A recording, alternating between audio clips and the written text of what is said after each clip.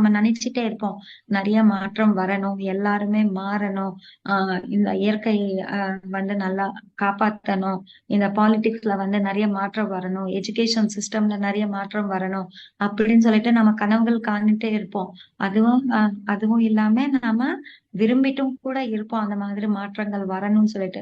அந்த மாதிரி ஒரு மாற்றம் வரணும்னா நாம நிறைய சாய்ஸஸ் எடுக்க வேண்டியதா இருக்கும். சோ ஃபர்ஸ்ட் நம்ம ஒரு மாற்றம் வர அப்படின்னா ஆஹ் ஆஹ் நம்ம வாழ்க்கையில நம்ம விருப்பப்பட்ட ஒரு மாற்றம் வரணும்னா சோ இந்த மாற்றம் வரணும்னு முதல்ல நாம டிசைட் பண்ணணும். அப்போ அந்த மாற்றத்துக்கு உண்டான செயல்களும் பண்ணணும்.